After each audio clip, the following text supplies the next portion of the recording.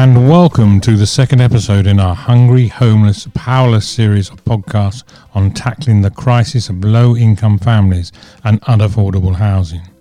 Today we'll look at how both the poll tax and then the council tax really made life difficult for many families in rented accommodation, and then exactly how much is enough to provide a decent but basic standard of living.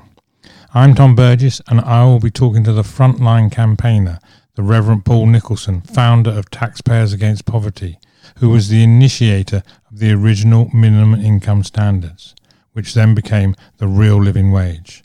Paul also tells us the story of how he refused to pay his poll tax. His bishop did not approve, but the local Iman was very grateful. Paul has relentlessly campaigned and cared for those on low incomes for most of his 87 years, with both humour and determination, and he also knows what needs to be done. This is his story. I started by asking Paul, how much is enough?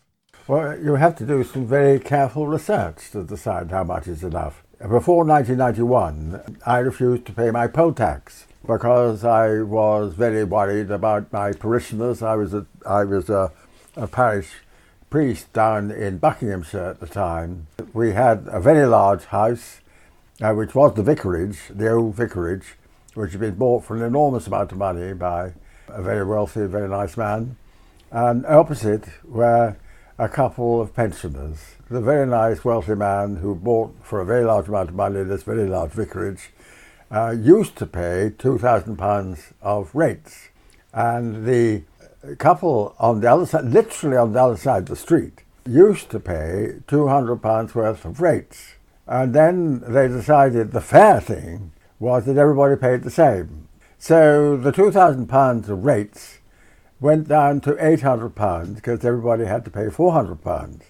So £800 for a couple, and the nice couple of state pensioners, because they were taxing benefits and pensions, went up from £200 to £800. I met the Imam because we used to go to a sharing of faiths group in High Wycombe, and he said, "Thank you very much for what you're doing about the poll tax. We live in a house with 6 of us. The rates have gone up £400 a head when it was manageable before then." And there's a rather nice little story which I can add to it. The bishop got wind of the fact that this vicar was refusing to pay his poll tax and, of course, breaking the law. So I got a call from him saying, "May I come and have lunch, please?" I knew exactly what it was about. And I'm being cruelly impersonating my bishop, but he had a hare lip. And he came to lunch. He had said on the phone, "Nothing expensive, Paul." When he arrived, I gave him lobster bisque with cream in it. And I can't remember what else, but it was pretty good. It was tinned. He got round to the poll tax. He said, "Paul, I don't know about it made me unjust, but I don't know about not paying it." So I was saying, well, you know, the other day I was in High Wycombe and the Imam was saying, "We're very grateful to you for what you're doing by refusing to pay the poll tax." It's fascinating to me to be supported by a Muslim Imam but opposed by a Christian bishop. And there was a long pause, and he was a super bishop and a very nice man. I said, "Paul, you know I love you." So that was that. And then I'd been meeting up in Cambridge with a group of academics, all of whom had refused to pay their poll tax. I phoned a friend, a man who became a friend since, called Nicholas Zagowski.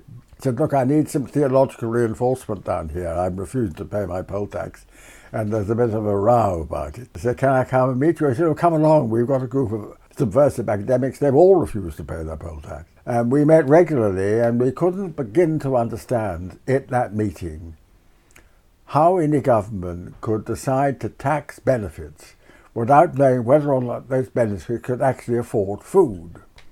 And they'd done exactly that. They had no idea of how much is enough before they taxed it. So therefore, I went back to the vicarage and found, by ringing up the TUC and various other people, an outfit called the Family Budget Unit.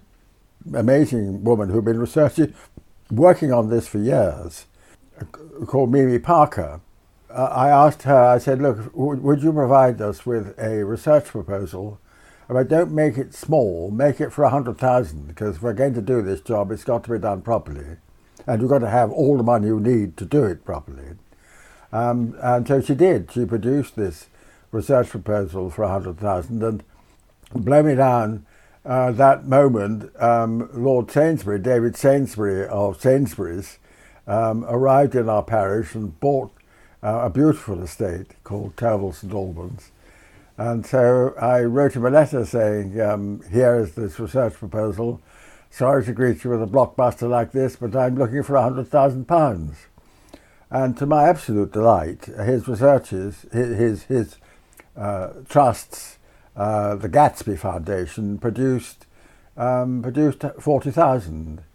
Again, by happy coincidence, Richard Curtis was filming The Vicar of Dibley in my parish, and he asked me to baptise his children. And after we'd done the preparation for parents of baptism of their children, I said, look, I need to tell you something about what I'm up to. He'd just founded Comic Relief. So he was absolutely on tune about what needed to be done and what was being done. And bless his heart, he provided 10,000, and Barclays provided 10, and Bernardo's 10,000, and we got to 100. But one of the nice points about it is the one that switched it on from no-go to go was Richard Curtis and the Vicar of Dibley. And indeed, it tells you that they funded minimum income standards. But having got the research done, I took the research off to Unison and to London Citizens. I was a trustee of London Citizens, and two excellent, very, very, very able women, Catherine Howarth and Deborah Littman, took this on into GLA economics. And the Greater London Authority and the Mayor, who was then Ken Livingstone, were persuaded by Citizens UK campaigning and by the excellent work of the two women of Unison and London Citizens to launch the London Living Wage based on this research that we had commissioned from the Family Budget Unit in 2001. The family budget went on doing it for a while, but it was just impossible to raise 100,000 a year, and thank goodness the Joseph Rowntree Foundation took it over in 2008, have been doing the research for minimum income standard ever since. Every year they produce updated, comparing on the increase in prices, and they hand the information to the Living Wage Foundation, and the Living Wage Foundation decides the level of the living wage every year, and we'll fill in a moment exactly what it is this year. So you've actually created the first we created analysis of we created the research that backed the first living wage, and it's now taken off, and everyone talks about the living wage. It's entirely pleasure. It's wonderful. I have a similar feeling. I was a wine merchant before I was a priest, and I launched a coffee liqueur called Kahlua. 50 years later, I now see a bottle of Kahlua in any bar or any shop. I'm absolutely thrilled to bits, and I get the same feeling every time I hear anybody mention the living wage, because we produced the first research which got the living wage going. And how about the Kahlua? Are you still drinking it? I haven't had it very recently, no. Okay, so tell us more. It's very good. I wouldn't say anything else about it. So tell us more then about the living wage. Yeah, and how that's calculated. I think what needs to be taken into account is the enormous care with which the Family Budget Unit and now Loughborough University has taken on the research. Enormous care with the research is done, and so that you do get not only what it actually costs to have, say, a healthy diet, you also get the views of the public on whether that's reasonable to expect a taxpayer to produce the money to pay that sort of money for somebody who's unemployed. So let's just do the food budget one, because it shows how it's done. For a food budget, the nutritionists will put together the minimum diets various households need for good health. So what does a single adult need? What does a family with 2 or 3 children, a single mother or a couple? And then they create menus. They look at the menus, and this is how that scientifically devised diet needs to be produced for people that they can afford, they can buy it. They then check the menus with low-income families, would they buy it? And I remember there was, of course, some kind of cereal for breakfast, and I can't remember what it was, but I can remember that when checked against low-income families on unemployment benefit, it was known that Weetabix was preferred, and so Weetabix is in. Then the menus are taken off to supermarkets and costed. So for a weekly amount, how much would it cost this menu to buy every week? And then all that, the cost and the nutrition and the menus are taken off to the general public. So the general public can say, yes, that looks reasonable to us. We do shopping as well. And we would see that that is the sort of budget and the sort of money needed to keep a unemployed, poor family healthy. And all other minimum income standards, be it fuel or clothes or transport or personal needs. Women have personal needs that they have to go and buy in the shop. How much are they going to cost? And they've got to have them. So this, of course, is not just about wages. This is about minimum income standards for people who are not able to work, who are on benefits. Yeah, well, I wish it was, as in fact. It is about wages, and it does become the living wage.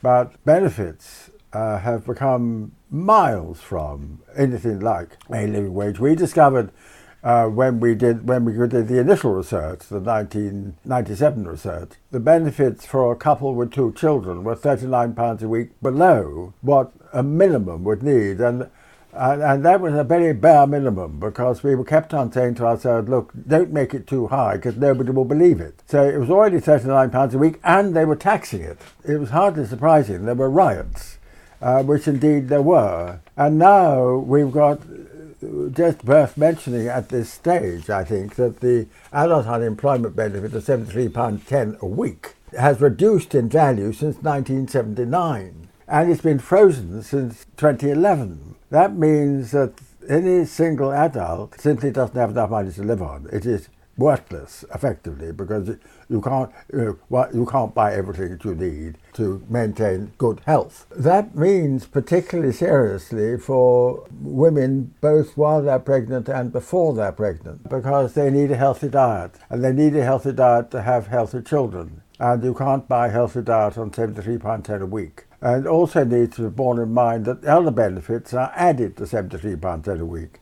And £73.10 a week equates to £317 a month universal credit. So they're the same value, universal credit and JSA, and they are simply not enough to live on. And then you add to that a family amount, which is about £22 now, and for each child they get £66 a week. But if the adult benefit can't pay the rent arrears, because they've cut the housing benefit, so there are rents to be paid out of those amounts, or can't pay the council tax arrears because the council tax has been cut, benefit has been cut as well, then all rent is being paid out of the children's benefits, out of the disabled benefits, because the disabled benefit would be £73.10 plus how much you need to pay for a disability. They're now paying rent out of the amount as a disability, because these are appalling squeeze on the lowest income, and it's making people ill. And indeed, we can't forget that the expectation of life has stalled unprecedented. For years, people have been living longer, and now the expectation of life has stalled, moving towards shortening, and indeed the infant deaths have actually increased. The infant deaths of poor mothers have increased, and that is, again, a very sad thing for mothers. So really the majority of people who are on benefits are below the poverty line? Oh yes, definitely. The benefits may not be below the poverty line, but by the time you've taken the deductions, which happen because of rent and council tax arrears, and of course ever-rising rents as well, they are very seriously below the poverty line, and the adult one is well below the poverty line. So anybody that isn't not in a position to work then is automatically below the poverty line? Yes, they are, but it's worse than that, because you can have a living wage, you can have a national minimum wage, and you can have benefits. But now we've got this dreadful thing called a benefit sanction. I have helped people on benefit sanctions, and here's one of the examples. a single man on £73.10 a week with mental health problems. He was being treated for depression. And the job centre, because he turned up on the wrong day for his interview, they sanctioned him for 3 months, which means you don't get any income for 3 months. Meanwhile, you've got rent arrears and council tax arrears. And because you don't have the income, you can't pay them. And I actually met him just at the end of his 3 months. I know that he told me that he was put on to 12 sessions of therapy by the National Health Service by his doctor immediately after he was sanctioned. He told me about how he'd stood on the balcony of his 5th-storey council flat, wondering whether or not to throw himself off, so that the really suicidal feelings had come into him. So we did indeed alert the local authority, who were threatening him with eviction for rent arrears, which meant he'd be on the street, and threatening him with prison for the council tax arrears. And then on top of all this, one morning, a bailiff arrived and said, I want £450 because you haven't paid your TV licence fine for not having a TV licence. He had worked it out with the TV licence authorities that as he didn't use his set for TV, he didn't have to pay the TV licence. He used it for films and things like that, or if ever he could afford them. At 7:30 the bailiff called. He phoned me at 8.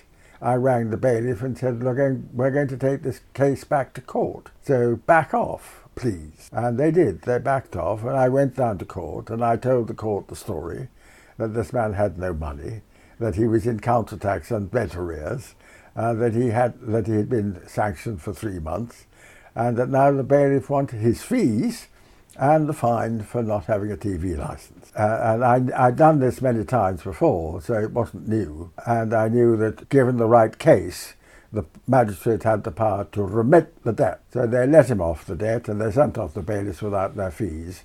But that hasn't really solved the problem.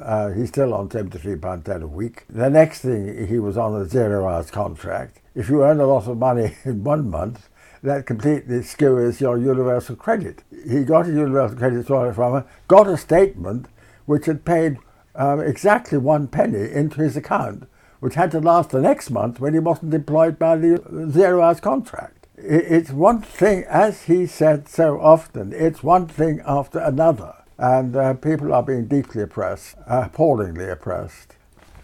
So this is another demonstration of the lack of compassion in our government machine. A government that we voted for.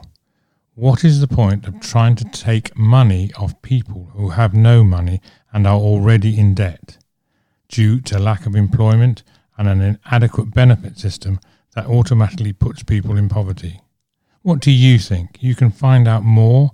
Go to the website taxpayersagainstpoverty.org.uk, where you can contact us if you would like to comment, donate and indeed get involved. In our next episode, Paul talks about how all the unnecessary hardship suffered by millions every day could all have been avoided if we had the political will. He explains how we can resolve this man-made tragedy. After all, if we can save the banks, we can save the poor and homeless. Thank you for listening. I'm Tom Burgess on behalf of Taxpayers Against Poverty. Thank you for listening. I'm Tom Burgess on behalf of Taxpayers Against Poverty. This podcast is a partner with the Real Agenda network of podcasts for political change. There's more information on realagenda.org.